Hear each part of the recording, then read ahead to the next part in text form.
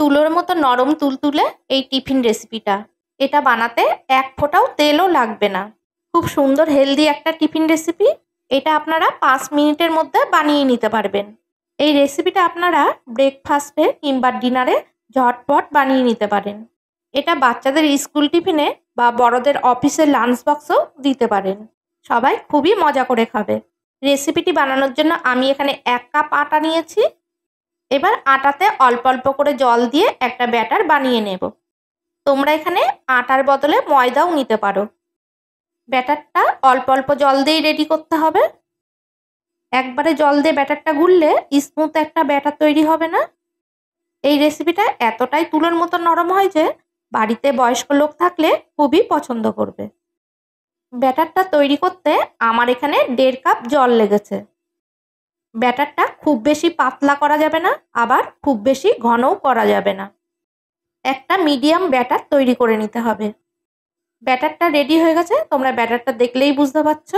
এবার ব্যাটারের মধ্যে একটা ডিম ভেঙে দেব। 1 কাপ আটার জন্য এখানে একটা ডিম দিলেই হবে।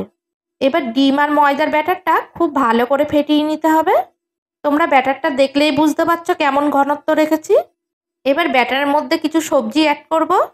দিয়ে দিয়েছি 1 মুঠো গাজর কুচি, 1 মুঠো ক্যাপসিকাম কুচি, আর 1 মুঠো পেঁয়াজ কুচি, আর 1 চামচ চিলি ফ্লেক্স। তোমরা কাঁচা লঙ্কাও দিতে পারো।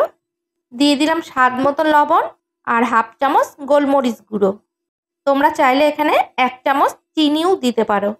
তোমরা এখানে যে কোনো সবজি অ্যাড করতে পারো, যে সবজিগুলো খুব সহজেই সিদ্ধ হয়ে যায়। সবজিগুলো খুব মিহি করে কুচিয়ে তারপর দিতে হবে। ব্যাটারটা 1 মিনিট ফেটিয়ে নিয়েছি। এবার রুটিগুলো ননস্টিকের প্যানে তৈরি করে নেব। ননস্টিকের প্যানটা খুব বেশি গরম করা যাবে না, হালকা গরম হলে তারপরে 1 হাতা ব্যাটার দিয়ে দিতে হবে। এবার চামচের পিছন দিকটা দিয়ে হালকা করে ব্যাটারটা পাতিয়ে দিতে হবে। এই সময় গ্যাসের আঁচটা লো মিডিয়ামে দিয়ে রাখতে হবে। রুটির ওপর দিকটা যখন আর কাঁচা ভাব থাকবে না, তখন রুটিটা উল্টে দিতে হবে। আমি কিন্তু ননস্টিকের প্যানে একটুও তেল বিরাস করিনি। তোমরা রুটিগুলো দেখলেই বুঝতে পারছো কত সুন্দর ফুলে উঠছে, আর তলায় একটুও আটকে যাচ্ছে না। রুটিগুলো ঝটপট বানিয়ে নেওয়া যায়। একটা রুটি বানাতে 1-1.5 মিনিট করে সময় লাগে।